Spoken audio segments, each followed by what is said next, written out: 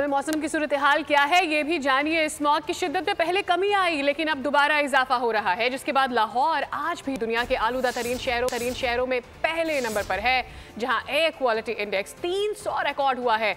उधर पंजाब हुकूमत की जानिब से ग्रीन लॉकडाउन में नरमी कर दी गई है।